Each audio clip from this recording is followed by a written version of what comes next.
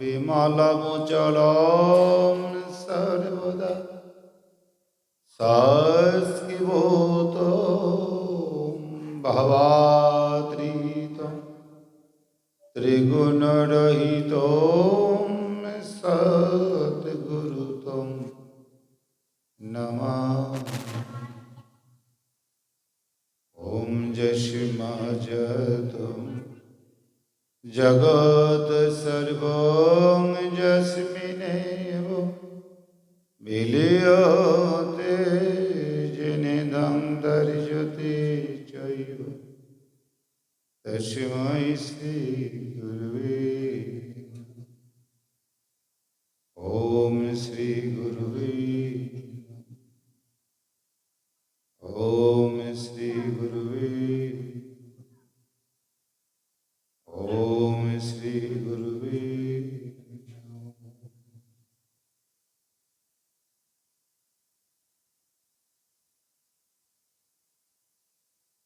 অখণ্ডমণ্ডলাকারং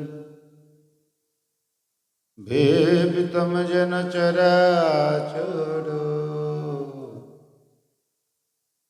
তদ্ভুতং দর্শিতং যেন তস্मै শ্রী গুরুবে।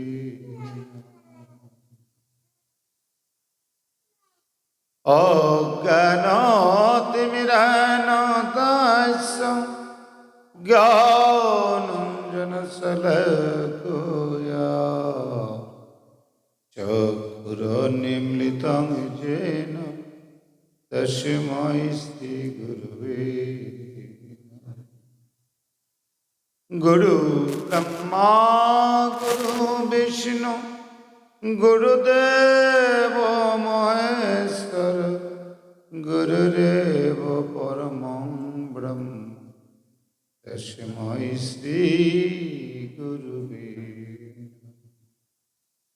মূকং করোতি বাচালং পঙ্গুং লঙ্ঘয়তে গিরিম যৎকৃপাতমহং বন্দে পরমানন্দমাধবম। ॐ एकं शरणं मम सर्वेषां मिलनं तस्मै ओंकाराय नमो नमः।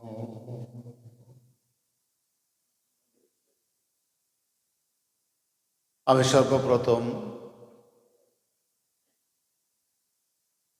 আমার সহস্র কোটি প্রণাম নিবেদন করে প্রাণের পিপাসা মেটাতে চাই যাকে,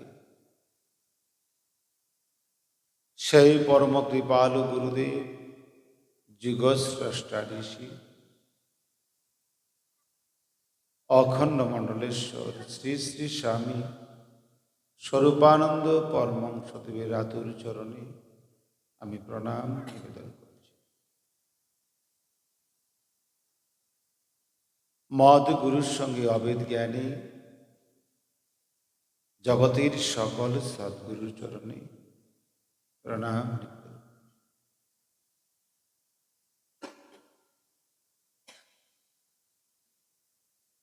আমার সম্মুখে যারা আসন করে বসে আছেন, বাবারা, মায়েরা, ভাইয়েরা, বোনেরা এবং ছোট ছোট কচিকাচারা, সকলের শ্রীচরণে গুরু জ্ঞানী প্রণাম।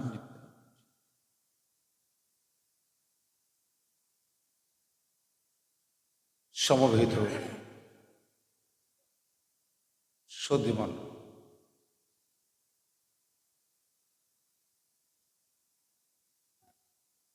আমরা অত্যন্ত সৌভাগ্যবান এই ক্ষেত্রে যে আজকে যখন অটো দিয়ে আসছিলাম, একটি নির্জন রাস্তা, দোনো পাশে জমি, রাস্তায় ঘাট, জনশূন্য প্রায়। এর মধ্যে একটা হুন্ডা থেকে একটা ছেলে একটা মেয়েকে নামাচ্ছিল, নামিয়ে পরক্ষণে আবার সেই গাড়িতে উঠতে তাড়া করছে।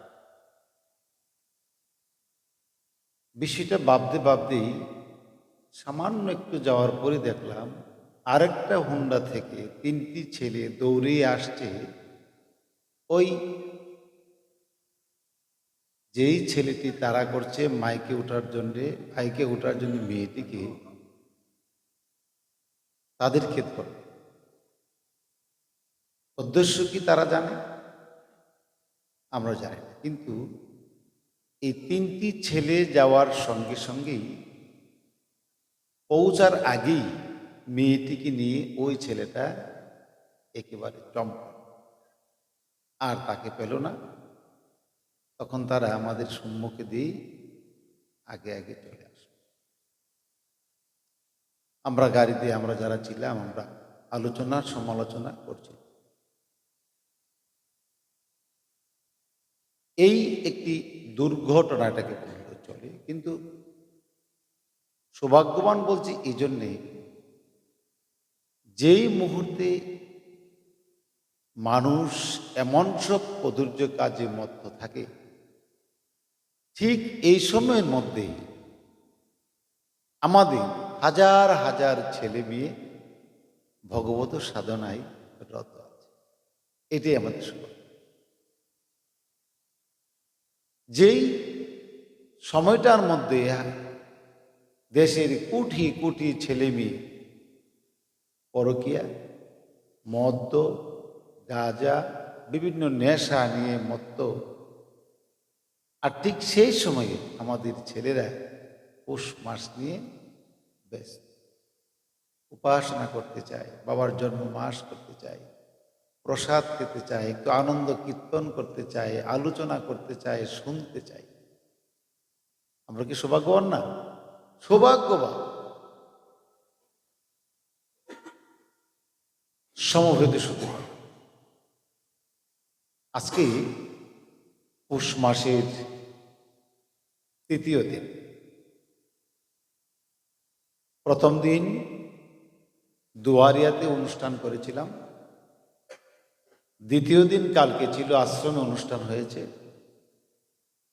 আজকে তৃতীয় দিন শিব ভৌমিকের গৃহে অনুষ্ঠান হচ্ছে, আগামীকাল তমালতলা।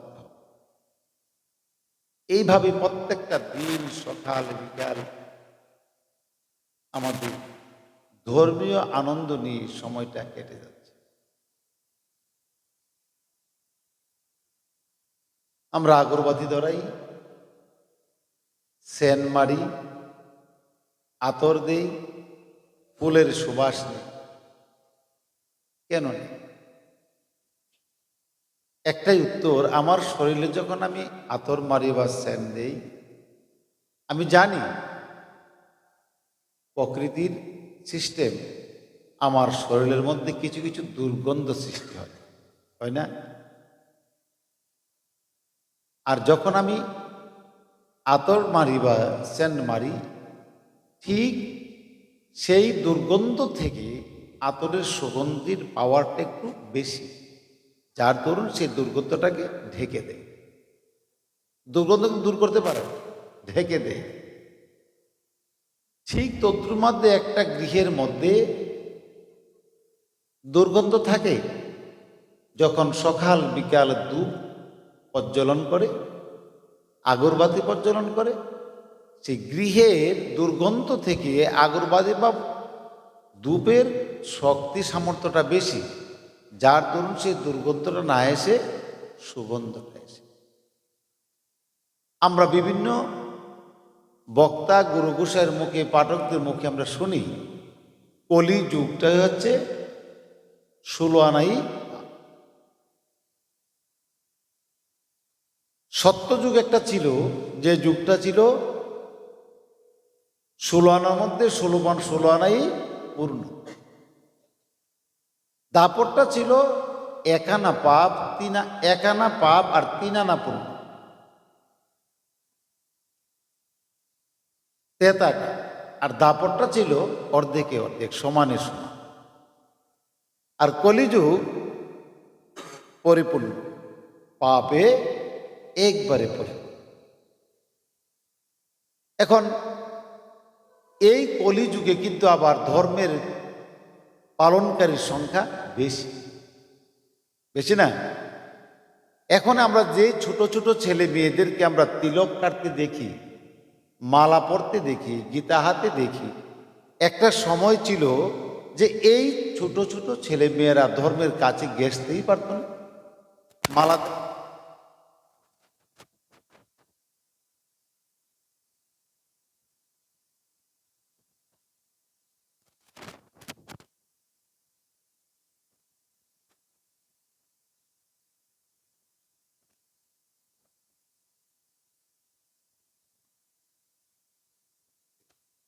পণ্য না হোক আমার, কিন্তু আমি যদি পাপ থেকেও বিরত থাকতে পারি, আমার কিছু একটা হয়ে গেল। আমি যদি পণ্য নাও করতে পারি, যদি পাপ থেকে বিরত থাকতে পারি, আমার কিছু একটা হলো। এখন আমরা ধর্ম করছি সব, কিন্তু ধর্মের মধ্যে আমি ধর্ম করে আমরা কি পেয়েছি? আমরা আমাদের মধ্যে দেখি, যেই সংসারটির মধ্যে যেই ছেলেটা বা যে মাটা ধর্ম করে, তার যদি আংশিক একটু অঘটন ঘটে, আংশিক, আমার কথাগুলো আপনার খুব মনোযোগ সহকারে শুনবেন। আপনি গীতা পড়েন, আপনি তিলক কাটেন, আপনি মালা ধারণ করেছেন, ভগবানের পুজো দেন, উপাসনা করেন, কীর্তন করেন, কিন্তু আপনার একটা বিপদ হয়েছে। ধরেন একটা ছেলে অসুস্থ, বা একটা মেয়ে অসুস্থ, বা একটা ছেলের পরীক্ষায় ফেল করেছে, অথবা স্বামী বিদেশ গিয়ে টাকা পাঠাতে পারছে না, অথবা বিদেশের টাকা জমা দিয়ে যেতে পারেনি, অথবা স্বামী ব্যবসা মার গিয়েছে, এমন হয় না? হয়। তখন যারা ধর্ম না করে তারা এখান থেকে একটু মজা লুটে। ধর্ম করে কি পাইছে বলে না কথাটা? এখান থেকে তারা একটু মজা, কারণ তিনি বুঝাচ্ছে তুমি ধর্ম করে কিছু পাও নাই, আর আমরা ধর্ম না করে অনেক সুখে আছি। এই কথাটা বোঝাচ্ছে না? আমি এই কথাটা বোঝানোর জন্যই এই কথাটা এনেছি। বলছে ভাগবতে খুব সুন্দর করে বলা হয়েছে যে যারা ধর্ম করবে তাদেরই বিপদের সংখ্যাটা বেশি হবে। আমাদের মধ্যে একটা প্রসিদ্ধ নাম আছে, এই নামটা হচ্ছে শ্রীদাম। নামটা আমরা সবাই জানি না? শ্রীদাম ভগবান শ্রীকৃষ্ণের অত্যন্ত প্রিয় একজন বন্ধু ছিল, ছোটকালের বন্ধু। শ্রীদাম অর্থ কষ্টে অনেক কষ্ট করছে, একবার খেলে আরেকবার খেতে পায় না। তার স্ত্রী তাকে বলতেন, আমরা শুনেছি বাসুদেব কৃষ্ণ, তার কাছে যে যায় সেই কিছু না কিছু পায়, তোমার না বন্ধু, তুমি কি তার কাছে যেতে পারো না, কিছু চাইতে পারো? এভাবে একদিন, দুদিন, 3 দিন, 4 দিন, 7 দিন বলাতে বলাতে সে ভগবানের কাছে একদিন গিয়েছে। কিন্তু ভগবানের কাছে গিয়ে সে চাইবার কথাটা ভুলে যায়, চাইতে পারে না, চাই বাড়িতে চলে আসে। আবার একদিন স্ত্রী বললেন, তুমি কি করো? ভগবানের কাছে গিয়ে খালি গল্প করো, তুমি কি চাইতে পারো না?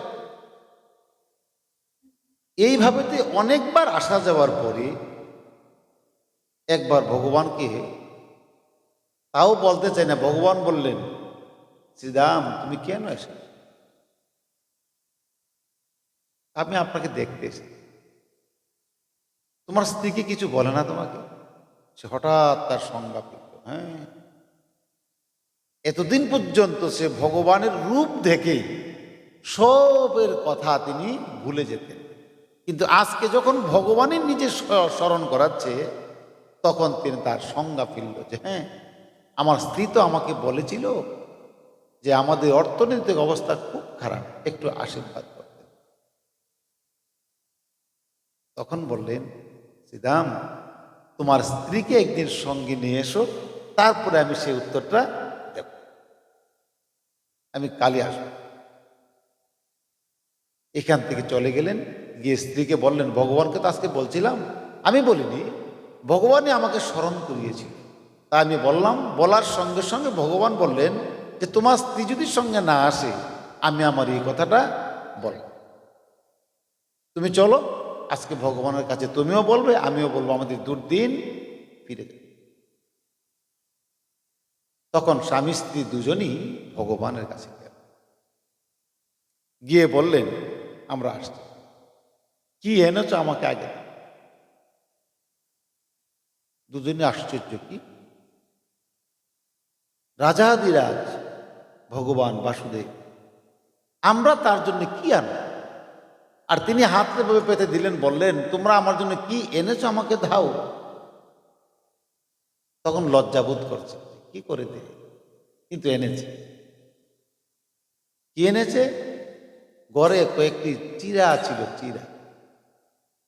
এই চিরাগুলি তিনি কাপড়ের ওই যে রুমাল, দেখবা তো বেশিরভাগ সাধু সাধু বৈষ্ণবরা এইসব উত্তরই ব্যবহার করে না। যদিও আমার উত্তরী ব্যবহারের পিছনে এই উদ্দেশ্য না, কারণ আমি সেই মানের ভক্ত না। কেননা ওই উদ্দেশ্য ছিল, উত্তরী ব্যবহারের উদ্দেশ্য হচ্ছে, নিত্যানন্দ প্রভুকে জিজ্ঞাসা করা হয়েছিল যে, নিত্যানন্দ প্রভু, আপনার কাঁধে সেই উত্তরীটা কেন? মহিলারা তো এসব করুণা ব্যবহার করে, আপনার কাঁধে কেন? তখন নিত্যানন্দ প্রভু বলছিলেন, আমার গৌরাঙ্গ প্রভু যদি কোথায় বসতে চাই, কোথায় শুইতে চাই, আমি আমার এই কাঁধের তোয়ালিটা বিছিয়ে দেব বসার জন্য এবং শোয়ার। অথবা কোথাও যদি তিনি হস্ত পদাদি জল দিয়ে স্খলন করেন, আমি তাকে মোছার জন্য সেটা আমি দেব। এই কাজের জন্যই আমার কাঁধে সবসময় সেই রুমালটা। ঠিক সেদিন শ্রীদামের কাঁধে একটি রুমাল ছিল, এই রুমালের মধ্যে কয়েকটি চিরা এভাবে রেখেছে। কিন্তু ওই যে দূরের রাস্তা তিনি হেঁটে গেছে, হাঁটতে হাঁটতে এবং যেতে যেতে শরীরের ঘামে এই চিরাগুলি ভিজে ফুলে গেছে, ঘামে। এখন এই চিরাগুলি দেয় কি করে প্রভুরে? একবার ধরতে যাই পুটুলিটা, আবার ধরে, একবার ধরতে যায় আবার ধরে। রাস্তার মধ্যে সে একবার হাত দিয়ে দেখেছে এগুলি ফুলে বড় হয়ে গেছে। তখন বললেন, শ্রীদাম, তুমি সংকোচ বোধ করছো? তুমি ঘামে ভিজে চিরাগুলি ভিজে গেছে, এই জন্য তুমি সংকোচ বোধ করছো? আমার যিনি ভক্ত, আমি তো তার মাথা থেকে পা পর্যন্ত সমস্ত শরীর যখন তুমি আমাকে দান করেছ, তখন কি তোমার শরীরের ঘামটুকু আমাকে দাও নাই? এই ঘামটুকু তো আমাকে দান করেছ, অতএব এই ঘামেই তো চিরাটা ভিজেছে, আমাকে দাও, আমি প্রসাদ খাবো, শ্রীদামের প্রসাদ। সেই চিরাগুলি নিয়ে ভগবান নিজে গ্রহণ করতে আরম্ভ করলেন। আর শ্রীদামের স্ত্রী এবং শ্রীদাম ভগবানের পাদপদ্মে পড়ে কাঁদতে আরম্ভ। শ্রীদাম, তুমি বলো কিসের জন্য এসেছো? তোমার স্ত্রীকে জিজ্ঞেস করো কিসের জন্য এসেছে। তারা আর কিচ্ছু বলে না, দুজন শুধু কান্নায়। তখন বলল, শ্রীদাম, তুমি এখন বাড়িতে যাবে, বাড়িতে গিয়ে দেখবে তোমাদের অট্টালিকা হয়ে গেছে, বিল্ডিং, বিরাট বিল্ডিং হয়ে গেছে, এবং তোমাদের প্রত্যেকটা বিল্ডিং এর প্রত্যেকটা রুমে রুমে তোমাদের সম্পদ সঞ্চিত আছে। কত খাবে, কত পড়বে, যাও।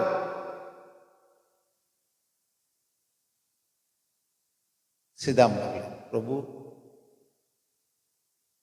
ওইগুলি দেখে কি আমি তোমাকে ভুলে যাব? অবশ্যই, অবশ্যই তুমি এগুলি দেখে আমাকে ভুলে যাবে। শ্রীদামের আগে তার স্ত্রী বলতে আরম্ভ করলেন, প্রভু, যদি তোমাকেই ভুলে যায়, তাহলে আমার আর সম্পদের দরকার, আমি এই অট্টালিকা ভবনে আমি আর ফিরে যেতে চাই। যদিও কথিত আছে অট্টালিকা, এক গ্রন্থে আছে অট্টালিকা তারা গিয়েছিল, যাওয়ার পরে এই রাত্রি তারা মৃত্যুবরণ করেছিল। আর আরেক গ্রন্থে আছে অট্টালিকা দেখেই বাড়ি থেকেই ভগবানের কাছে আবার ফিরে এসেছে।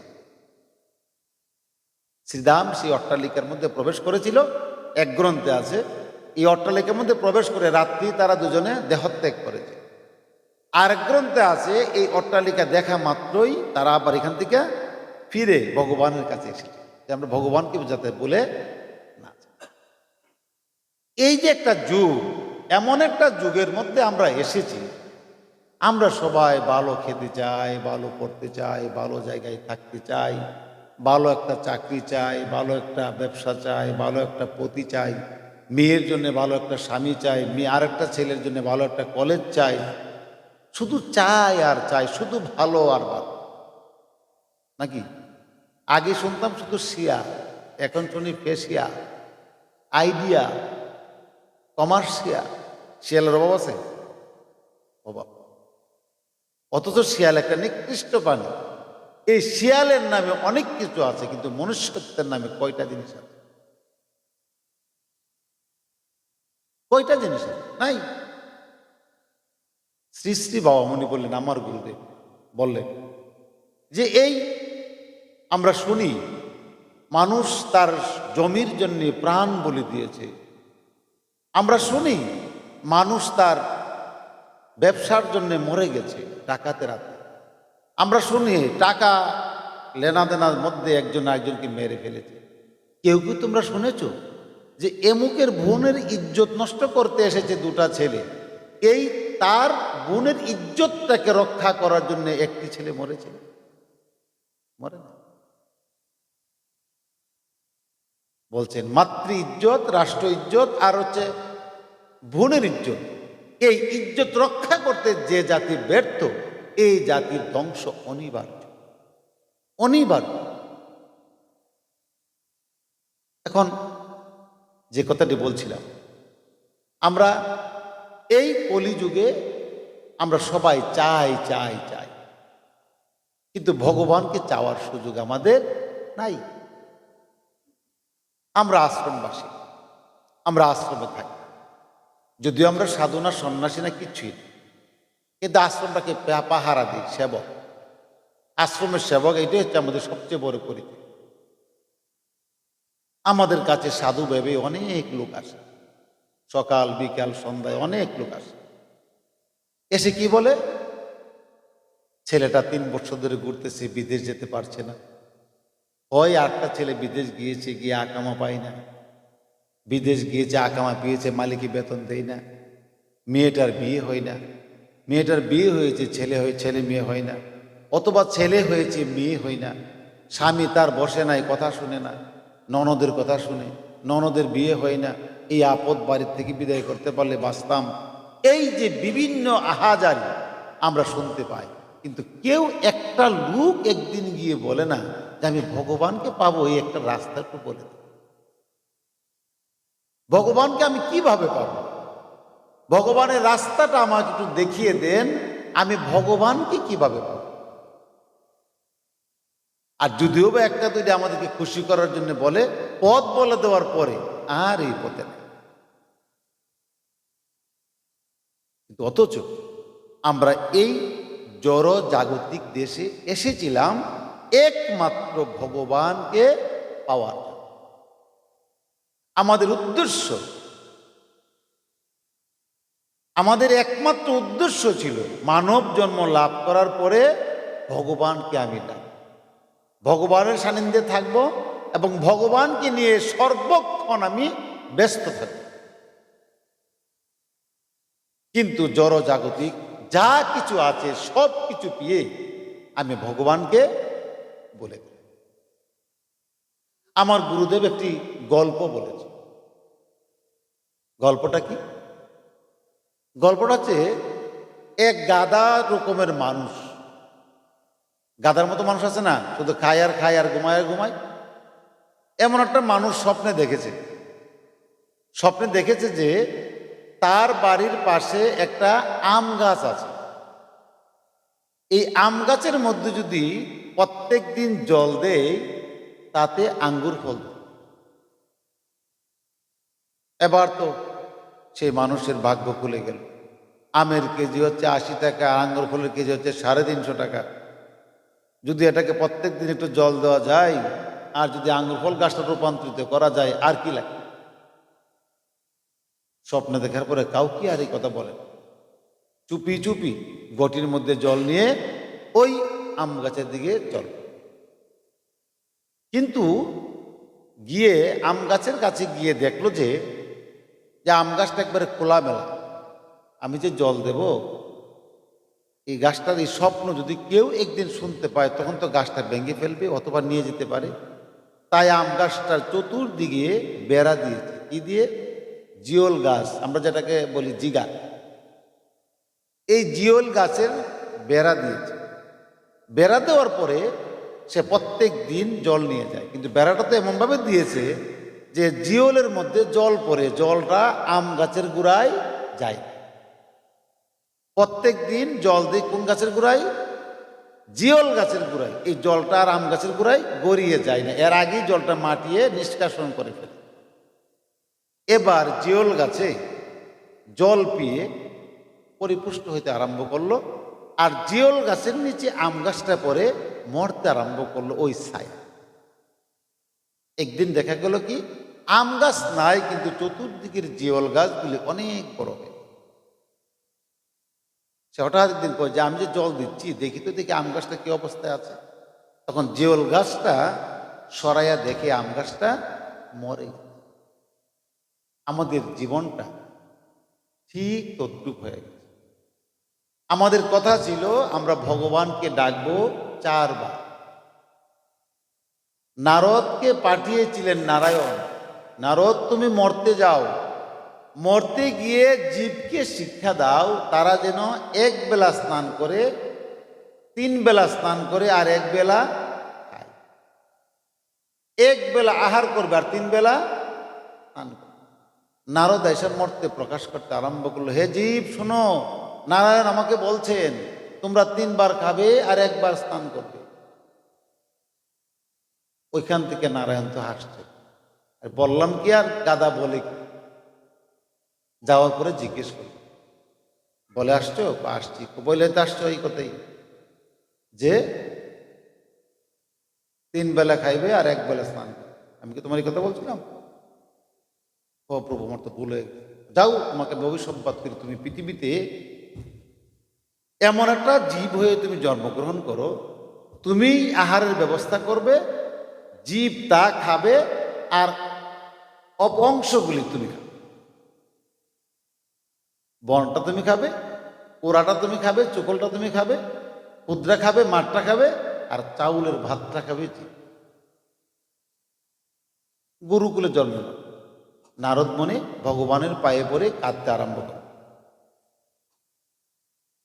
তখন ভগবান বললেন, বিষ্ণু বললেন, যাও তোমার সঙ্গে আমিও যাব। তুমি কেঁদো না, উঠো, তোমার সঙ্গে আমিও যাব। এই আমরা বলি গুরুকে গুরু বিষ্ণু। গুরুর মধ্যে সমস্ত দেবতা বিরাজমান। আর যে কারণে এই কথাটা আসলো, কিন্তু আমরা আমাদের উত্তরটা ছিল না, আমাদের ওয়াদাটা ছিল এমন যে আমরা কলির যুগে বা সত্য যুগে, দাপর যুগে, তেতার যুগে, যে যুগে আমরা আসি, আমাদের উদ্দেশ্য হচ্ছে ভগবানকে লাভ করা, ভগবানকে ডাকা। কিন্তু আমরা এই উদ্দেশ্যটা করতে এসে দেখলাম পেটে খিদে পেয়েছি। এখন পেটে খিদে পেয়েছি, না খেয়ে তো আর ভগবানকে ডাকা যাবে না। তাই একটা ডেস্কি দরকার, রান্না করা। রান্না তো করবো, ডেস্কি কিনেছি, ডেস্কিতে জলের দরকার। জল না নদী থেকে নিয়ে আসলাম, চাউল চাষ করতে হবে, জমি দরকার, চাষ করতে গেলে কোদাল দরকার, আগুন দরকার রান্না করতে গেলে। খেয়েছি, এবার ক্লান্তি এসেছে, শুইতে হবে, বিছানা দরকার, বন বিছাইলাম, বন শরীরে একটু জড়ো জড়ো ভাব। এবার আমি একটা খাতার ব্যবস্থা করলাম। খাতা ব্যবস্থা করার পর দেখি যে না, একটু কষ্ট হচ্ছে, মাথার একটু উঁচা হলে ভালো হয়, বালিশের প্রয়োজন। শুইলাম, এবার একটু ছিট ছিট ভাব। খেতা তোকে গায়ে দেওয়া রাখা দরকার। ঘুম থেকে উঠলাম, কেমন যে লাগছে, আবার কিছু খাওয়া দরকার। এইভাবে তো আমাদের চাহিদা বাড়তে আরম্ভ করবে। কিন্তু আমি আমি বাঁচবো কেন? আমি যে এত কিছু আমার প্রয়োজন চাহিদা হলো, আমার বাঁচার আমার দরকারটা কি, বাঁচার প্রয়োজনটা কি? একটাই মাত্র প্রয়োজন, ভগবানকে লাভ করা। আমার গুরুদেব স্বামী স্বরূপানন্দ বললেন, জীবনই যখন পেয়েছ তখন হেলায় হেলায় সময়টাকে তুমি ব্যয় না করে তুমি ভগবানকে কি করে পাবে তুমি সে চিন্তা করো, নতুবা তোমাকে বারবার আসতে হবে। ভগবানকে না পাওয়া পর্যন্ত তুমি কখনো মুক্তির স্বাদ গ্রহণ করতে পারবে না। যেমন একটা ছেলে স্কুলে যদি যায়, আর ওই ছেলেটা যদি একটা শর্ট প্যান্ট পরে যায়, স্কুলের শিক্ষক বলবে এই পেন পরে তোমাকে ক্লাস করা যাবে না। এখন ছেলেটা যদি আবার পরদিন যদি আসে যে এই পেনটা পরি, মাস্টার মহাশয় কি তাকে এই পেনটা পরে ঢুকতে দেবে? এই তুমি আজকে এই কাজটা করলে, যাও যাও। যতদিন সে এই পেনটা পরে আসবে ততদিন তাকে ক্লাসে ঢুকতে দেবে না। ঠিক তদ্রূপ ভাবে যতক্ষণ পর্যন্ত আমি আমার চরিত্র ভগবত রূপে রূপান্তরিত না করতে পারি ততক্ষণ পর্যন্ত আমার মুক্তির স্বাদ হবে না। আমাকে বারবার 84 লক্ষ জনি আমাকে ভ্রমণ করতে হবে। কিন্তু মনুষ্য জন্ম পাওয়া এত সহজ নয়। হইবে হইবে জনম হইবে লক্ষবার, মনুষ্য জনম না হইতে, মনুষ্য জনম তোমার আর নাও হতে পারে। এই জন্যে আমরা যারা এখন জীবিত আছি, আমার গুরুদেব বলছেন এক জন্মেই ভগবানকে পাওয়া সম্ভব। দুর্লভ মনুষ্য জন্মেই এক জন্মে ভগবানকে পাওয়া সম্ভব, যদি তুমি এক চিত্তে এক মনে তুমি ভগবানকে ডাক। যে কথাটা আমার আকাশ বলছিলেন যে হ্যাঁ এই জন্য কি আমি কর্ম ছেড়ে দেব? না না, হাতে করো গৃহকর্ম, মুখে করো নাম। ভগবান তো এই কথা বলেনি যে শুধু তুমি খালি এই করতাল বাজিয়ে আমাকে ডাকো, ফুল বাজিয়ে ডাকো। তিনি বলছেন তুমি অন্তর দিয়ে আমাকে ডাকো। যখন সকাল ভোর সন্ধ্যায় সময় পাবে তখন করতাল দিয়ে ডাকো না, আপত্তি নেই, কিন্তু সারাটি দিন তুমি মন প্রাণ দিয়ে জপ। জপাত সিদ্ধি না সংশয়া, একমাত্র জপের দ্বারাই যজ্ঞ করা সম্ভব, আগুনের দ্বারা নয়। একটা যুগ ছিল অশ্বমেধ যজ্ঞ, নরমেধ যজ্ঞ, গোমেধ যজ্ঞ করতো, কলির যুগে এইসব যজ্ঞ নাই। আজকে শুনি গীতা যজ্ঞ করে, আজকে কর্তা ঘরের মধ্যে এসে আগুন দিয়ে যজ্ঞ করে, এইসব কথা তো গীতায় নাই। গীতায় ভগবান বলছেন জপ যজ্ঞ হস্মে। অর্জুন, আমার কাছে যজ্ঞ সমূহের মধ্যে জব যজ্ঞই হচ্ছে প্রিয়, সবচাইতে বড়। বলা নাই গীতাতে কথাটা? জব যজ্ঞ সবচাইতে প্রিয় যজ্ঞ। অথচ আগুন দিয়ে যজ্ঞ করলে পরে করো, যারা মেনে নেই তারা নেই। কিন্তু আমাদের কথা হচ্ছে আমরা সচেতনের যুগে আছি। গীতা গ্রন্থ, ফেসবুক, এই যে বিভিন্ন কিছু আছে, সব কিছুর মধ্যে আমরা সব ডকুমেন্ট এখন পেয়ে যাচ্ছি। একটা ছেলেকে যদি জিজ্ঞেস করি এই অর্থটা কিভাবে, সে সহজ ফেসবুক থেকে বের করে দেখায় অর্থটা, বললে এটা ঠিক, শুদ্ধ হলে। কিন্তু আমরা এমন একটা যুগে আসি ধর্ম তত্ত্বগুলিও ঠিক সেভাবে পাওয়া যায়। একজন বিশেষ লোক আপনাকে যেভাবে বুঝায় আপনি ঠিক সেভাবে বুঝতে যাবেন কেন? আপনার মধ্যে কি বুঝ জ্ঞান নাই? ভগবান কি আপনাকে বুঝ জ্ঞান দেয় নাই? মনুষ্যত্ব, মানুষকে মান জ্ঞান হুঁশ, মান আছে, জ্ঞান আছে, হুঁশ আছে, সে তো মানুষ। অথচ আমার হুঁশ নাই, মান নাই, সম্মান নাই, জ্ঞান নাই, বুদ্ধি নাই, আমাকে মানুষ বলে। মানুষ বলা তো উপহাস করা। এখন আমাদেরকে ঠিক নিজের মধ্যে নিজেকে জিজ্ঞেস করে, অমুকের মা বলছে পেটে যখন সন্তান পূজা দিও না, এমন করে না? এই তোমার পেটে সন্তান, তুমি পূজা দিও না। আচ্ছা বলুন তো দেখি, পেটের সন্তান যদি পেটে থাকলে যদি পূজা দেওয়া না যায় সে কি করবে? ঝগড়া করতো, কুকথা কইতো, ভালো কাজ না করে কুকর্ম করতো। সে করতো কি? বেদ পাঠ করা যাবে না, গীতা পাঠ করা যাবে না, ধর্ম করা যাবে না, উৎসবে যাওয়া যাবে না, মন্দিরে যাওয়া যাবে না। আরে তাহলে তার পেটে যে সন্তান সে এখন করবে কি? ঘরে বসে বসে টিভি দেখতো, এই তার কাজ। অথচ আমাদের সনাতন ধর্ম কত সুন্দর, গর্ভদান থেকে আরম্ভ করে 16 সংস্কার আমাদের ধর্মে আছে, আছে না? এই সংস্কারগুলি কি?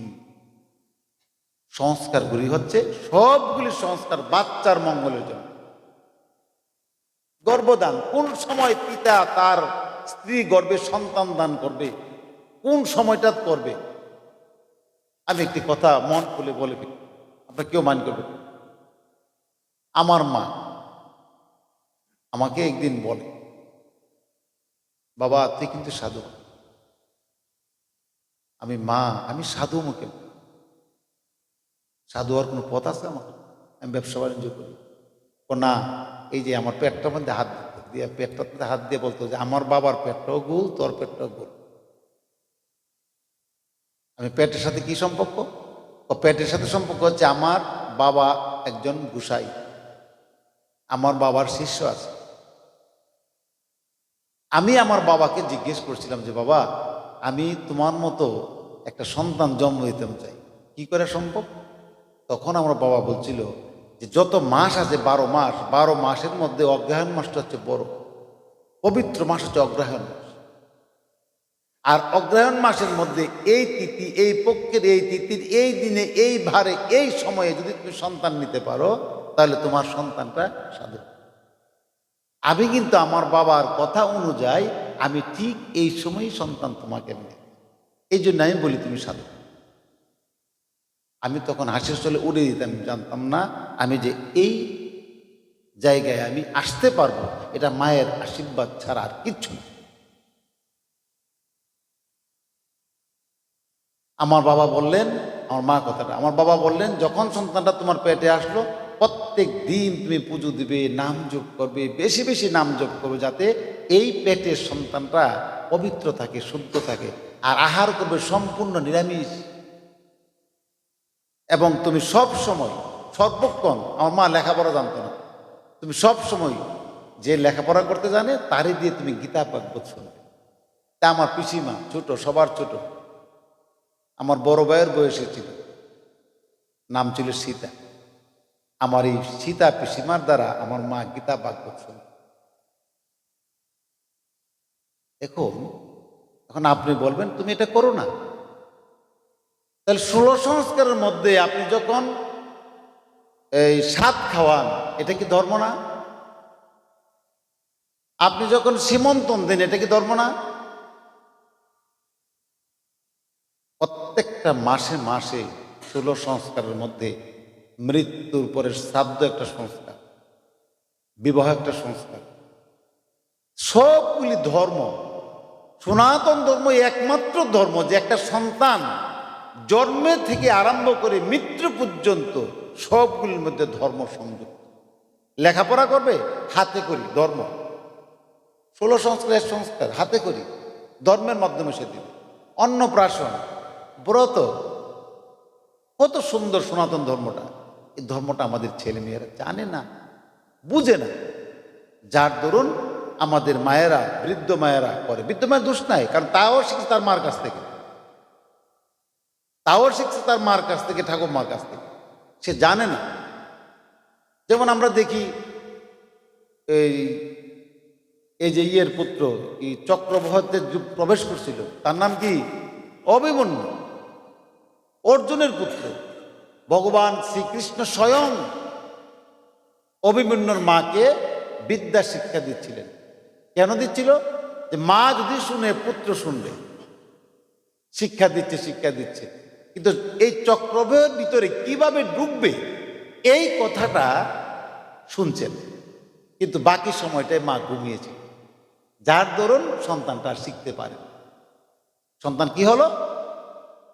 এই যুদ্ধের মধ্যে প্রবেশ করেছে আর বের হতে পারলাম তাকে মেরে বের হতে পারে। অষ্টাবক্র মণি মার পেটে, বাবা বেদপাঠ করে, বাবা বেদপাঠ করে, অষ্টাবক্র মণি মার পেটে। এখন অষ্টাবক্র মণি যে বেদপাঠ করছেন, বেদপাঠের মধ্যে ভুল করছে। মার পেট থেকে অষ্টাবক্র মণি উত্তর দিচ্ছে, পিতা আপনার বেদপাঠে ভুল হচ্ছে। অষ্টাবক্র মণি এদিকে ওদিকে তাকায়, কাউকে দেখে, আবার পড়তে আরম্ভ করে, আবার বলে, পিতা আপনার বেদপাঠে ভুল হচ্ছে। আবার ওদিকে ওদিকে তাকায়, কাউকে দেখে, আবার বলছে, পিতা আপনাকে কবার বলবো আপনার বেদপাঠে ভুল হচ্ছে। তখন তার স্ত্রীকে জিজ্ঞেস করলো, কে গো এই শব্দটা করে? আমি তো কাউকে দেখি না। আমার পেট থেকে। তোমার পেট থেকে কথা বলে এত বড় বিয়াদব? তোমার পেট থেকে সে কথা বলে এত বড় বিয়াদব, আমার বেদপাঠে ভুল ধরে? আমি অভিশাপ করছি এই বিয়াদব যেন অষ্টবাঁকা হয়ে পৃথিবীতে জন্ম করে। স্ত্রী গিয়ে তার পায়ে ধরে কান্না, আরে আরে আপনি সন্তানকে কি অভিশাপ দেয় কেউ? আপনি এটা কি করলেন? আপনি অভিশাপ ফিরিয়ে নেন। পিতা বলে, না, ঋষি বাক্য একবার হলে সেটা ফিরিয়ে নেওয়া যায় না। তবে তোমার ক্রন্দনের কাছে আমি হেরে গেছি। আমি আশীর্বাদ করি সে অষ্টবাঁকা হয়েই পৃথিবীর জন্ম হবে, কিন্তু সে একজন ভালো মণি হবে, সাধক হবে, বক্তা হবে। আচ্ছা, তোমাকে একটা কথা জিজ্ঞেস করি, এই ছেলে যে আমাকে বেদ পাঠে ভুল ধরছে, সে বেদ পাঠ শিখল করতে গিয়ে? তখন বলল, আমার পিতা ভালো বেদ পাঠ জানে। আমার সন্তান যখন আসছে প্রথম মাসে, তখন আমার পিতার বাড়িতে রেখেই আমাকে বললেন, মা তুমি সোজা হয়ে বসো এবং তুমি শুনতে থাকো, আমি বেদ পাঠ করি। আমার পিতা 4টা বেদ পাঠ করেছে, আর আমি সমস্ত বেদ শুনে মুখস্থ করেছি, এবং আমার সন্তানও এখান থেকে মুখস্থ করে, যার দরুন আপনার বেদ পাঠের মধ্যে আমার সন্তান ভুল ধরতে পেরেছে। করতে শিখল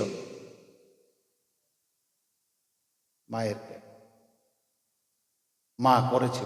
ঠিক তদ্রুপ ভাবে আমার গুরুদেব বলছে, তোমার যত সুকর্ম, ভালো কর্ম সন্তানকে পেটে ধারণ করার সময় তুমি করো, তোমার সন্তানটা ঠিক তদ্রুপ ভাবে ধার্মিক হবে।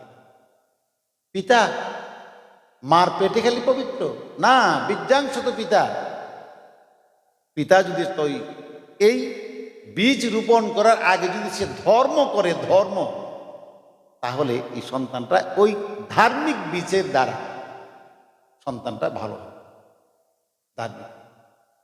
আমার গুরুদেব পরিষ্কার করে বলছেন, জন্মের মধ্যেই যদি ধর্মকে ভালো করে রূপান্তরিত করা না যায়, কর্মের মধ্যে তাহা রূপান্তরিত। এই জন্যই আমাদের সাধু সন্ন্যাসীরা মা এবং বাবাকে এত সম্পদ বলে। আমার গুরুদেব স্বামী স্বরূপানন্দ বললেন, নিজে সৎ পথে চলো এবং নিজের স্ত্রীকে তুমি সৎ পথে আহার করাও, বিনা সাধনায় তোমার ঘরে মহাপুরুষের জন্ম।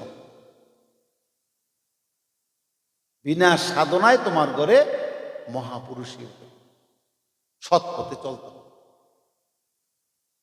আর যে মা, যে বাবা, আমি প্রায় সময় বিভিন্ন সীমন্তনে যাই, সীমন্তনতে বা সাত বক্ষণে যাই, গেলে বিভিন্ন আয়োজন করে তো, অনেক আয়োজন করে তো। তা আমি বলি, কি গো মা, তুমি খাওয়ার আগে ভালো করে সেগুলি দর্শন করো, ভালো করে দৃষ্টি দাও, ভালো করে দেখো। কেন দেখবে? যাতে তুমি একবার দূর মনে আসে যে এত আয়োজন আমি খাবো কি করে, যাতে খাওয়ার আগে তোমার রুচিটা ফিরে যায়। ওই সন্তানটা লোভী হবে। আর যদি মা এটা একটু খাওয়ার জন্য পাগল হয়ে যায়, এই সন্তানটা হবে রাক্ষস, লোভী। তাহলে এটা কি ধর্ম না? সন্তান যাতে আমার রাক্ষস না হয়, লোভী না হয়, যার জন্যে সীমন্তন বা সাধব। অথচ আমাদের মায়েরা, বাবারা বলবেন, তোমার ঘরে বাচ্চা আসবে, তুমি এখন দীক্ষা নিও না, পূজা দিও না, পূজার ঘরে যাইও না, সাধু সন্ন্যাসীর কাছে যাইও না, ইত্যাদি ইত্যাদি। এটা কখনো ধর্মের রূপ হতে পারে। আরেকটি ধারণা গ্রাম অঞ্চলে আছে, এটা কি, ছোট কালে যদিও তুলসীর মালা ছোট ছোট বাচ্চারা দেয়, তিলক কাটে, কিন্তু মন্ত্র নিতে দেয়। মন্ত্র নেব বিয়ার পর, বয়স হয়েছে তার, সে সব পারে, তাকে দিয়ে সব করায়, স্কুলে পড়াই। তুমি বাবা কি হবে? আমি ডাক্তার। ওই কাল হাসি আইসে যে মা রাত্রে, তোমার যদি কেউ জিজ্ঞা তুমি কি হইবা, কইবা আমি ডাক্তার হব। তুমি কি হইবা? আমি ডাক্তার হব। বাবা কো তুমি কি হইবা? বাবা সে ইঞ্জিনিয়ার। তুমি কবে? আমি ইঞ্জিনিয়ার হব। ইঞ্জিনিয়ার হইলে স্বর্গে নিব, ডাক্তার হইলে স্বর্গে নিব। কিন্তু একবারও শিখা না এই কথাটা, যে তুমি কইবা যে আমি বড় হইয়া মানুষ। মানুষ যে হয় সে ডাক্তার হইলে সাকসেসফুল, মাস্টার হইলে সাকসেসফুল, মেম্বার হইলে গমখানা, চেয়ারম্যান হইলে গম। আর মানুষ না হয়ে যদি সাধুগুরু বৈষ্ণব হয়, গুরু হয়, তো সারছে। যদি পাঠক হয় আরো সারছে, একবারে ফুরাইয়া যাইব নাকি, ফুরাইয়া যাইব, 70,000 টাকা দিতে হইব। গোসাই এতটা আমরা দিন করতে, না না না আমার তো খরচ আছে, এই আমার হারমোনিয়াম দেওয়ান লাগে 5,000, এর দেওয়ান লাগে 5,000, সব মিলাই হিসাব বলি 20,000, লেতেছে 70,000, 50,000 কই যাবে। আসলে সে মানুষ হয়। আর নয় যদি মানুষ হইতো তাহলে ব্যাসদেব হচ্ছে আমাদের সর্বপ্রথম পুরুষ বেশাসনে। আমরা দেখো বেশাসন, এই বেশাসনের সর্বপ্রথম পুরুষকে ব্যাসদেব। ব্যাসদেব থেকে শুরু করে তার ছেলে সুখদেব গোস্বামী থেকে আরম্ভ করে গৌরাঙ্গ মহাপ্রভু পর্যন্ত চুক্তি বায়নাপত্র করে ধর্ম করে নাই। অথচ এখন চুক্তি, আমি পাঠ করতে যাব আমাকে এত টাকা দিতে হবে, আমি উৎসবে পূজারে যাবো আমাকে এত টাকা দিতে হবে, ব্রাহ্মণ চুক্তি করে আমি শ্রাদ্ধ করবো তোমার বাপের এত টাকা দিতে হবে, তোমার মার শ্রাদ্ধ করবো এত টাকা দিতে হবে। এগুলির মধ্যে ধর্ম কতটুকু আছে? আমার গুরুদেব স্বামী স্বরূপানন্দ করলেন, বক্তার পতন অহংকারে। আমি বক্তব্য দিচ্ছি এখন মনে মনে করি আমার মতো এত সুন্দর কথা কেউ জানে না। কেউ ইয়ানো কি আমার তো শিক্ষিত লোক আছে না, আমার চেয়ে সুন্দর চেহারার লোক আছে না, আমার চেয়ে পয়সাওয়ালা আছে না, আমার চেয়ে সুন্দর কথা জানে আছে না। কিন্তু ওই লোকটা এই বেশাসনে বইয়া কথা বলার সাহস তার সৃষ্টি হয়েছে, এটুকু পার্থক্য। অথচ সে আমার চেয়ে ভালো জানে, আমার চেয়ে ভালো জ্ঞান তার। এই বুদ্ধি অন্তর রাখতে হবে। আর যখন আমরা কথা বলবো তখন আমার গুরুদেব বলছেন, যখন তুমি কথা বলবে নিজেকে মাখিয়ে বলবে।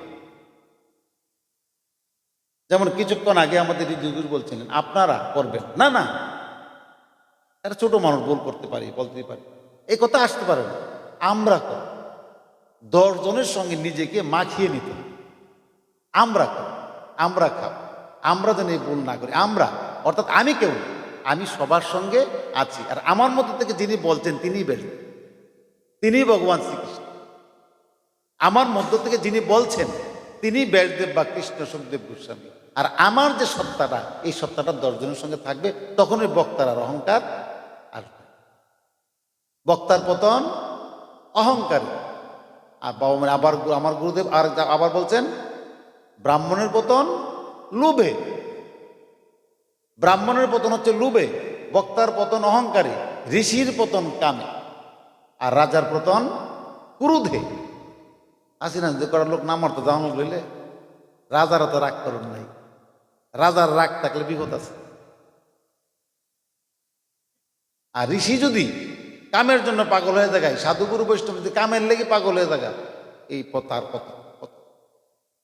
এই জন্য আমার গুরুদেব বলছেন ঋষির পতন কামে, বক্তার পতন অহংকারে, ব্রাহ্মণের পতন লোভে, আর রাজার পতন ক্রোধে। এখন তুমি কিন্তু তোমার ঘরের একজন রাজা, ব্যাখ্যাটা একটু কাছে আনো, ওইখানে নিয়ে এলাম। তোমার ঘরের রাজা তুমি না, বাবা এটা কত খুশি, রাজা বানাইছে। প্রত্যেকটি ঘরের পিতা হচ্ছে রাজা, প্রত্যেকটি ঘরের মা হচ্ছে রানী, আর প্রত্যেকটি ঘরের সন্তানাদি হচ্ছে তাদের ছেলে মেয়ে। এখন ওই রাজা একটা ছেলে কইতেছে বাবা আমাকে তুমি একটা হুন্ডা কিনে দাও, আর একটা মেয়ে বলতেছে আমার লেগে কিন্তু ক্যালকুলেটর মেশিন আনতে হইব, না হলে কিন্তু স্কুলে যেতাম না। আর একটা কয়েছে এরা দুজন চাইলে পাইলা, আমি কিচ্ছু পাই না। ওর বাবা কি করে? ওর বাবার তো এই যে তিনজনের চাহিদা পূরণ করার ক্ষমতা নাই, একবারই নেই। হুন্ডা দেওয়ার নাই, হুন্ডাও দিতে পারবে না, ক্যালকুলেটর মেশিনও দিতে পারবে না। এখন সে কি করবে? এখন তার একটাই কাজ, নমনীয় হয়ে তাকে বোঝানো, বাবা আমি তো কাজ করি ঠিক, আমি টাকা পয়সা পাই নাই, পাইলে তোমার জন্য নিয়ে আস। তাকে বন্ধুর সুলভ আচরণ করা, তার পিঠে মর্দে মাথায় মর্দে। এটা না করে যদি বলি রোজগার করে গিয়ে আনো, এমন তো ঘটনা ঘটে। যখন কি ছেলের রোজগারের কথা বলে শোন লেখাপড়া ছেড়ে যে রোজগারে যা, রোজগার করে গিয়ে লেখাপড়া হয়। কিন্তু এখানে রাগ করা যাবে। আর রাগের মধ্যেই আমার গুরুদেব বলছেন যে যত অক্রোধ সে তত দীর্ঘজীবী, সে ততদিন সে বাঁচে, বেশি দিন বাঁচে যার রাগ কম। আর রাগ যার বেশি সে কম দিন বাঁচে। এই জন্য এই ক্রোধ যে একটা জিনিস, এটাকে সংবরণ করতে হবে। ক্রোধ থেকেই প্রেশার বাড়ে, ক্রোধ প্রেশার বাড়লে স্ট্রোক করে। অতএব এই ক্রোধ জিনিসটা যেন হৃদয়ের মধ্যে আমরা লালন না করি, তবেই দেখবেন তো আপনি অনেক সুস্থ থাকবেন। এটা ধর্ম, অধর্ম না, এটা ধর্ম। এখন আমরা অনেক কথা বললাম, আপনারা বলবেন যে এটা কি ধর্মকথা? এটা ধর্মকথা? ধর্মকথা তো হচ্ছে এই তাই না, এটি না ধর্মকথা। কেমনি সীতারে চুরি করে নিল, আবার কেমনি সীতারে আনলো, ইডিয়ানে ধর্মকথা? এটা ধর্মকথা না। যে কথাটা বলছিলেন হৃদয় ঘোষ, প্রত্যেকটা ঘর আগে বৃন্দাবন করা চায়, প্রত্যেকটা ঘর আগে সুখের করা চায়। প্রত্যেকটা ঘরে যদি সুখ না থাকে, ধর্ম করে আপনি কিচ্ছু পাবেন। আপনি আপনার এই দুর্গা বাড়িতে কীর্তন আরম্ভ হচ্ছে, যদি ঘরে ঝগড়া হয়, কীর্তন হতো আপনি যেতেন না? নেক দেখে তেমন ঘটনা ঘটে কিনা আপনার মধ্যে? হ্যাঁ, আর যেতাম না কীর্তনে গিয়ে কি করুন শান্তি। আবার কীর্তন আমি 2 দিন কীর্তন শুনে আইসি না, ভূতের বউর লোক ঝগড়া করো। এই যে কীর্তনের যে একটা প্রশান্তি লাভ করছিলাম, নামের যে একটা প্রশান্তি, নামের কিন্তু সব সম্ভব, কিন্তু মুহূর্তের মধ্যে আমার সব এলোমেলো হয়ে গেল, মনটা আবার আগের জায়গা থেকে। এই জন্যেই আপনাকে ধর্ম করতে হলে আগে সংসারের সুখটাকে আপনি অবশ্যই অবশ্যই আগে আনবেন, নতুবা আপনি ধর্ম করে শান্তি পাবেন। ধর্ম আপনাকে শান্তি দেয় না যদি আপনার কর্মটা ভালো না। আমার গুরুদেব স্বামী স্বরূপানন্দ বললেন, কর্মহীনের ধর্ম শুধু মরুভূমির বালি, আর ধর্মহীনের কর্ম শুধু বাসি ফুলের ডালি। ধর্মই করব আমি, ধর্মই করব, কর্ম ভালো করব না, আর কর্মই করব ধর্ম করব না, কোনোটাই কাজ না। একটার সাথে আরেকটার সংযুক্ত। যে কথাটি বলতে চেয়েছিলাম, আমরা আজকে 3 পৌষ আমরা সদল বলে সবাই আজকে এখানে মিলিত হয়েছি এই মাসে 2য় মঙ্গলবারে। আমার গুরুদেব স্বামী স্বরূপানন্দ পরমহংসদেব বাংলাদেশের চাঁদপুর শহরের আদালত পাড়ায় জন্মগ্রহণ করেছে। আর জন্মগ্রহণ করেছি বিদায় এই মাসটা আমরা অখণ্ড মাত্রই আমাদের কাছে অত্যন্ত সম্মানীয় এবং সংযমের মাস বলে আমরা গ্রহণ করি। সাধ্যমতো নিরামিষ আহার গ্রহণ করি, সাধ্যমতো পূজা অর্চনা করার চেষ্টা করি। সারাটি মাস ব্যাপী উপাসনা, দেন, জপ, কীর্তনাদির মধ্য দিয়ে আমরা উদযাপন করি। তারই ধারাবাহিকতায় আজকে শিবভূমিকে অনুষ্ঠানটা করতে অগ্রহায়ণ মাসে, এবার সালাকি করে আনছে পৌষ মাসে পুণ্য বেশি, ঠিক না? পুণ্য বেশি। আচ্ছা, আমরাও আসতাম। এখন কথাটা হচ্ছে এই যে আমরা শুধু খালি আমাদের গুরুদেব না, প্রত্যেক গুরুদেবের জন্মদিনটাই হচ্ছে শুভদিন। প্রত্যেক গুরুদেবের জন্মদিন হচ্ছে শুভদিন। যার যার গুরুদেব তার তার জন্য ব্রহ্ম ঈশ্বর। প্রত্যেকের গুরুদেবের জন্মদিন। আজ থেকে 5,500 বছর আগে ভগবান কৃষ্ণ মাতৃকুলে জন্মগ্রহণ করেছিলেন। আমরা এখনো জন্মাষ্টমী পালন করি। কারণ মহাপুরুষদের জন্মদিন পালন করলে এতে পুণ্য সঞ্চয় হয়। আর শিব চতুর্দশী, শিব যে কখন জন্মগ্রহণ করেছে সেই হদিস নাই, কারণ ওই সময় গণা ছিল না। লক্ষ কোটি বছর আগে শিব জন্মগ্রহণ করেছে। শিব কিন্তু সত্যযুগে, শিব হচ্ছে আমাদের আদি দেবতা। শিবের আগে আর কোন দেবতা ছিল না, শিব পার্বতীর আগে। এখন আমরা শিব চতুর্দশী এখনো, অথচ একটাই শুধু প্রার্থনা যে এই শিবের জন্মদিন উপলক্ষে আমি যদি কিছু রাম নবমী করি, চৈত্র মাসে না রাম নবমী, এই রাম নবমী পালন করে যাতে একটু পুণ্য পায়। কিন্তু সবাই সবার জন্মদিন পালন করে সত্য, কিন্তু আমার গুরুদেবের কথাটা হচ্ছে ভিন্ন রকম। আমার গুরুদেব বললেন যে আমার জন্মদিন পালন করা মানে তোমার জন্মদিন পালন করা, আর তোমার জন্মদিন পালন করা মানে আমার তোমার সকলের জন্মদিন পালন করা। এটা আশ্চর্য কথা না? এটা আবার কোন কথা? এই কথাটা গীতায় উত্তর দিয়েছে যে আত্মার কখনো মৃত্যু হয় না, আত্মা কখনো জলে ভিজে না, আত্মা কখনো রুদ্রে শুকায় না, আত্মা কখনো মরে না, আত্মার কখনো জন্ম হয় না। কিন্তু আত্মা সৃষ্টি হয়েছে, সৃষ্টিকর্তা সৃষ্টি করেছে, আত্মা সমস্ত আত্মা একসঙ্গে সৃষ্টি করে। এই জন্যই বলছে পুনরায় আত্মার আর জন্ম নেই। গীতা তো ভগবানে আবার বলছেন বাসংসী জিন্দানি একটা শ্লোকের মধ্যে যে মানুষ যেমন পুরাতন বস্ত্র পরিত্যাগ করিয়া নতুন বস্ত্র ধারণ করে, ঠিক তদ্রূপভাবে আত্মাও এই অপবিত্র দেহকে পরিত্যাগ করিয়া আবার পবিত্র দেহ ধারণ করে। তাহলে কি জন্ম হয়? জন্ম হয়। আত্মার জন্ম হচ্ছে সকলের আত্মার জন্ম একসাথে। যার দরুন শ্রী শ্রী বাবামণি আমার গুরুদেব বললেন সবার আমার জন্মদিন মানে সকলের জন্য। সমবেত সুধী মনে, আমরা একটা সন্ধ্যায় মিলিত হয়েছি মহাপুরুষের কাছ থেকে আশীর্বাদ পাওয়ার জন্য। আমি গুনাহ করেও না, আমি অন্তরের অন্তঃস্থল থেকে ইচ্ছা পোষণ করি না এই কথাটা যে আপনার ছেলে মেয়ে আমার কাছ থেকে মন্ত্র নাও, এটা আমার ইচ্ছা। আমার ইচ্ছাটা হচ্ছে যে আপনার ছেলেটা, আপনার মেয়েটা, আপনার ছোট ভাইটা, আপনার ছোট বোনটা আপনার গুরুদেবের কাছ থেকে দীক্ষাটা নেওয়ার সঠিক সময়, সঠিক সময়ে তাকে দীক্ষাটা গ্রহণ করিয়ে তাকে আপনি ধর্মকর্মর শিক্ষা দেন। আমার গুরুদেব তার বাসায় বলছেন আমি শিষ্য চাই না, আমি সাধক চাই, আমি দল চাই না, আমি বল চাই, আমি শক্তি চাই না, আমি ভক্তি চাই। এবার সাধক, সব গুরুদেবের শিষ্যই সাধক হতে পারে, সব গুরুদেবের সন্তানই ভক্ত হতে পারে, এবং সব গুরুদেবের শিষ্যরাই সাধন ভজন উৎসাহী হতে পারে। আপনি আপনার গুরুদেবকে ছোট ভাববেন কেন? না ভেবে আপনার গুরুদেবের পথ অনুসারে আপনি সাধন ভজন দেখবেন আপনি আপনার লক্ষ্যস্থলে অবশ্যই অবশ্যই পৌঁছবেন।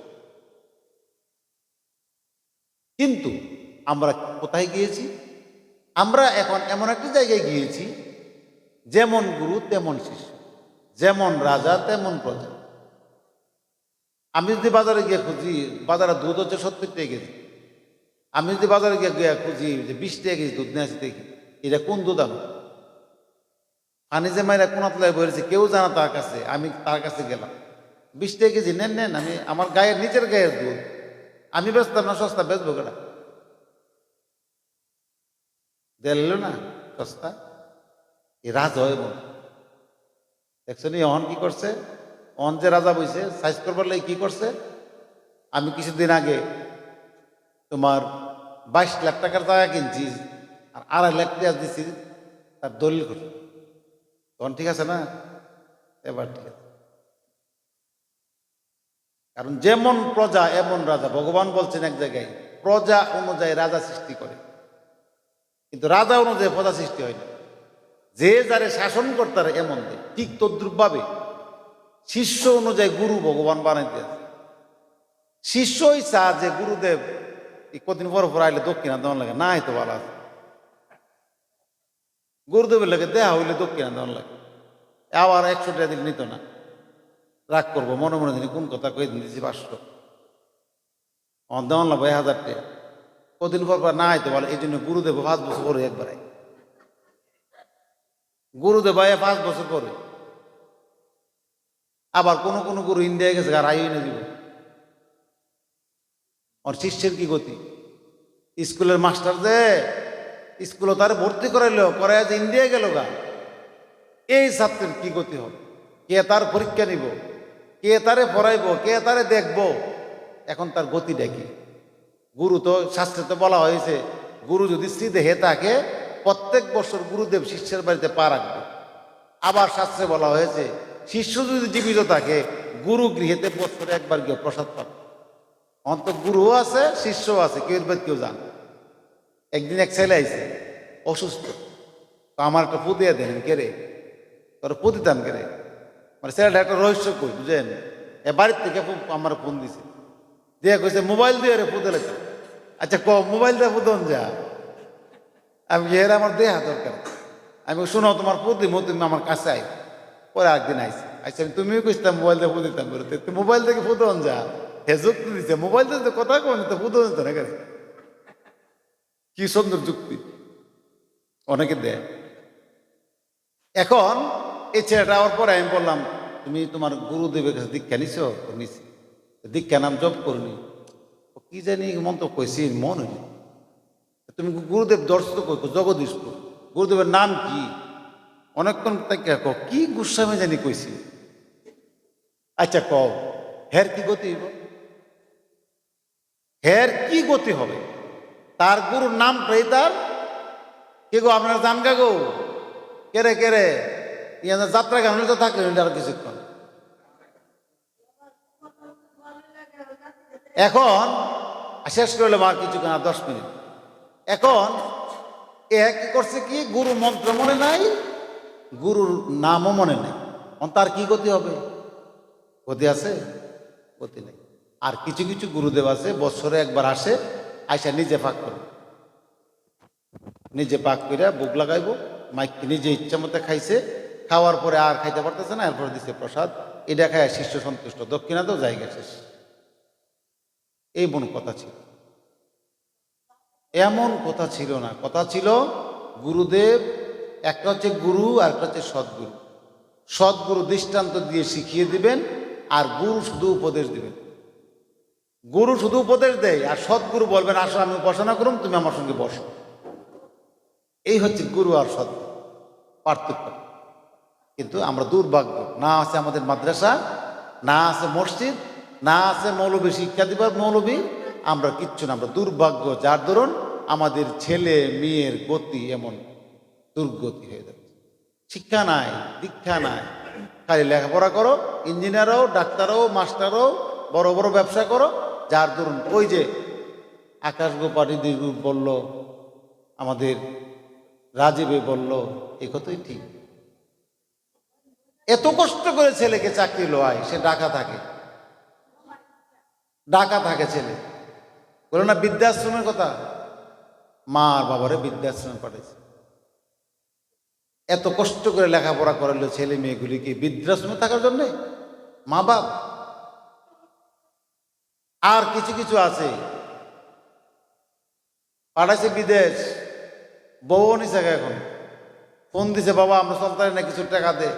এখন মা 1 লাখ টাকা বেতন ফাইটি হই, বাসা ভাড়াটা দিয়া মাস শেষে তোমার দেবো করতে গিয়ে, আমি আরো দেয় না, এ আরো দেয় না। তাই ঢাকার শহরে বাবে চাল লয়ে গেছে, ক্ষেতের চাল, পুঁতে খাইব ক্ষেতের চাল। বাপ যে কিছু ছেলে গেছে, যেমন চাউল লইয়া আর কিছু টেহা লইয়া গেছে, চাউল রেখে কোনো 200 টাকা লইয়া যাও গা, সামনের মাসে বাড়াবো না। আর বাপের লেগে বাড়া লয়ে বাড়া দিয়ে যাইতে পারে না, আর সামনের মাসে টেহা আর পারে। আর বাপ হতে জানে না, রকেট আর নগদ যে আছে তা জানে না। এই হচ্ছে আমাদের সমাজের ব্যবস্থা।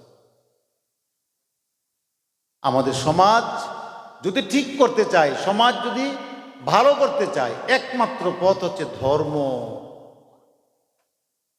কিন্তু হেন মানবতা বিনা সাধনায় ত্রিভুবন মাঝে কেহ কবু নাহি পায়।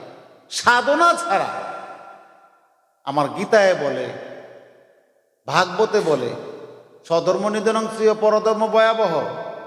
নিজের ধর্ম শ্রেষ্ঠ, অন্যের ধর্ম খারাপ, ভয়াবহ। এটা আমার গীতায় বলে। ভাগবতে বলে মাতৃদেব ভব পিতৃদেব ভব। তোমার মাতা পিতা তোমার সাক্ষাৎ ঈশ্বর, ঈশ্বরী। এখন এইখানে যদি না আসতেন, এই কথাগুলো কি শুনতেন? এই জন্যই যেখানে পাঠ হয়, যেখানে কীর্তন হয়, এইখানে আপনার ছেলে মেয়েগুলিকে সাথে করে নিয়ে যাবেন, ধরে রাখবেন। আর স্কুলে গিয়ে ঘন্টার পর ঘন্টা আপনি বয়ে থাকতে পারেন, ক্লাস করতেছে, ক্লাস শেষ হলে ছেলেটাকে মেয়েটাকে নিয়ে বাড়িতে যাবেন। অথচ আপনার ধর্ম করে, ধর্মের স্থানে যেখানে পাঠ হবে, গীতা পাঠ হবে, ভাগবত পাঠ হবে, এখানে আপনার পুত্রবধূকে আনতে পারেন না, ছেলেটাকে আনতে পারেন না, মেয়েটাকে আনতে পারেন না। এখন বউরা নতুন বউ, ফ্যাটে বেদনা দইরা ডাক্তার কাছে লয়ে যাবেন, মাথা কাপড় আছে না, ফিরো কাপড় আছে, এটা দেখতেন না। ওই দিন নির্বাচন হইতেছে, লাইন ধরবেন, কেটাতে বউ দেখতেছে না দেখতেছে, এটার তো খবর নাই। এই সময় দরকার নাকি? এই সময় দেখলে দোষ নাই। ইউনিয়ন পরিষদে বুট তোলবার লেগে যাইবেন, এটা তো লজ্জা নাই।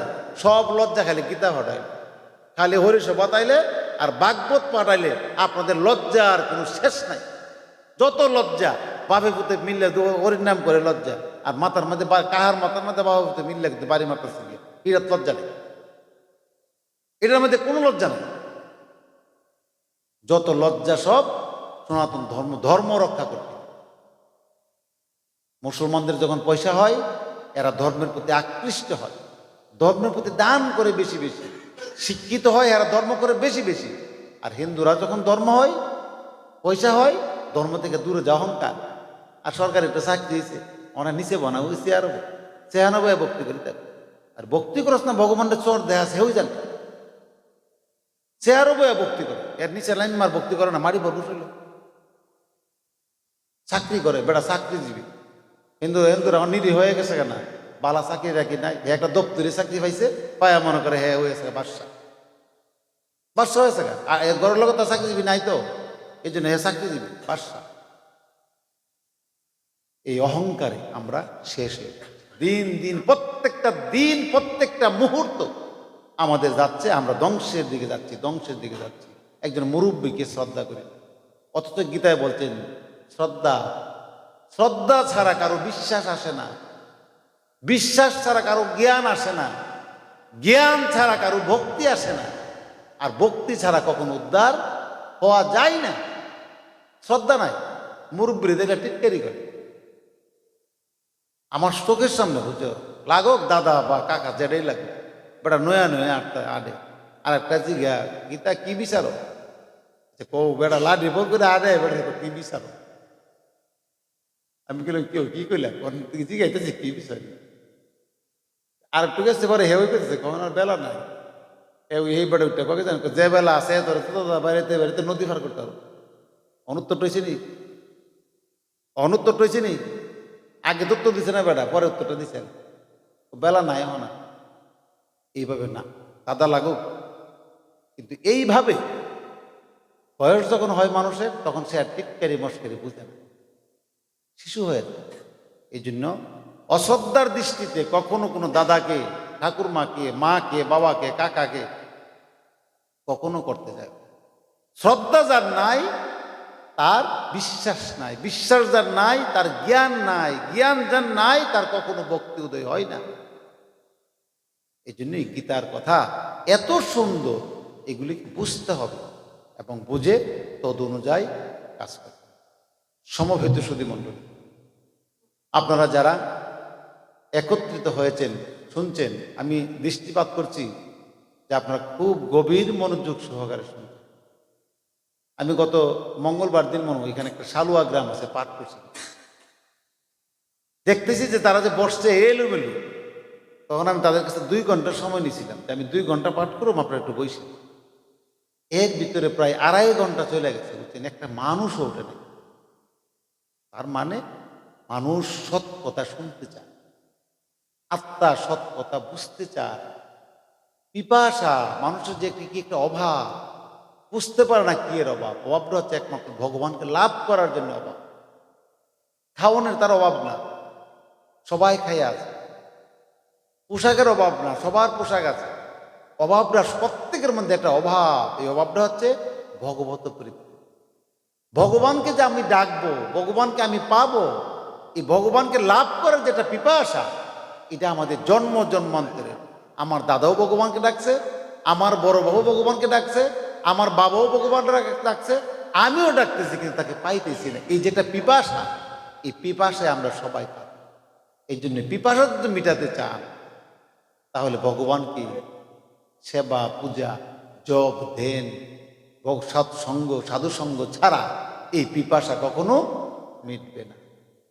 তাই সবার প্রতি আমার শুধু একটাই নিবেদন, আপনারা যে যেভাবে পারেন ভগবানের কাজ, আপনাদের গুরু নির্দেশ অনুসারে ভগবানের কাজ করুন। আপনারও লাভ হবে, আমারও লাভ হবে, আপনার সন্তানেরও লাভ হবে, বংশধরের লাভ হবে। এমনকি যদি আপনি একটা ভালো ভক্ত হতে পারেন, আপনার 14 পুরুষ আপনার দ্বারা উদ্ধার হয়ে। সবাইকে জয়।